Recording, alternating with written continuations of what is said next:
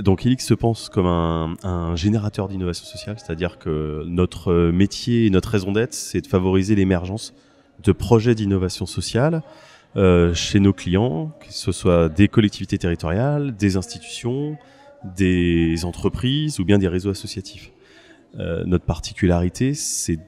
au sein de notre coopérative qui regroupe 12 salariés, notamment des docteurs en sciences humaines et sociales, issus de divers champs disciplinaires comme la philosophie, la sociologie, la science politique, l'économie, le droit ou la géographie. Notre particularité, c'est d'avoir une approche sur l'analyse des besoins sociaux, sur l'analyse des enjeux de société, et de chercher avec nos clients à résoudre ces problématiques-là en conceptualisant des solutions et en les mettant en œuvre de manière très concrète pour passer du concept à la réalisation et à son application dans des écosystèmes territoriaux. Pour cela, Helix intègre en fait 4 fonctions importantes. Il y a une fonction de conseil d'expertise, d'études auprès de nos clients, notamment sur la partie stratégique, pour qu'ils soient en capacité de valoriser leur utilité sociale, de se positionner comme des organisations innovantes en capacité de produire des solutions. Ça, c'est le premier aspect. Le deuxième aspect, c'est une fonction autour de la recherche et développement, c'est-à-dire qu'on intervient auprès de nos clients dans la structuration de leurs programmes d'innovation. On les accompagne à penser les innovations sous forme d'activités, de services, de politiques publiques, autour d'enjeux comme l'accès au logement, les problématiques de pauvreté, les questions d'accès à la santé, d'accès à la culture, les enjeux de cohésion sociale, etc. Et donc là-dessus, on a une fonction de structuration de programmes de recherche et d'innovation, comme je le disais, étant entendu qu'on est moins un laboratoire de recherche fondamentale qu'en réalité une structure qui est en capacité d'opérer la traduction entre la recherche fondamentale et les applications concrètes qui vont permettre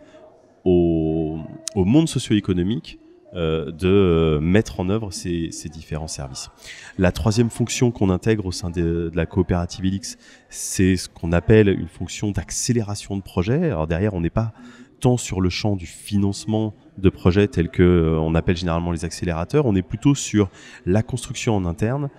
des méthodes, des outils financiers, des approches en termes de mesures d'impact pour permettre aux projets qui ont un très fort impact ou bien aux projets qui sont dans le champ des innovations sociales de rupture. C'est-à-dire ce qu'on appelle les innovations sociales de rupture, c'est les innovations sociales qui nécessitent un très fort changement en termes de représentation, en termes de verrous juridiques, en termes de verrous sociaux ou en termes de verrous économiques. Et l'idée de cette fonction d'accélérateur, c'est de penser les différents leviers, outils et opportunités qui permettraient à porteurs de projets de réellement les intégrer dans des écosystèmes actuels. En sachant qu'aujourd'hui, notre lecture, c'est que quand bien même il y a eu beaucoup d'évolutions sur la capacité des porteurs de projets à mettre en place des projets d'innovation sociale, il reste encore beaucoup à faire, notamment dans la phase amont pour penser les projets, et puis notamment dans la phase aval pour faire financer ces projets d'innovation sociale qui sont forcément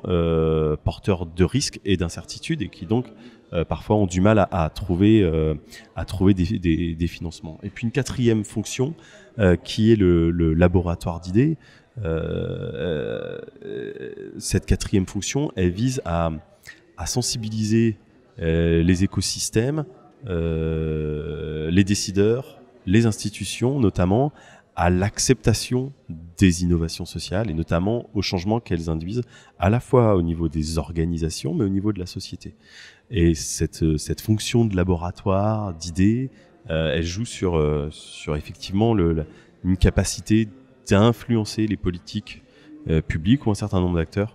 pour recevoir les nouvelles approches de nos clients et les approches que nous en interne nous avons au sein de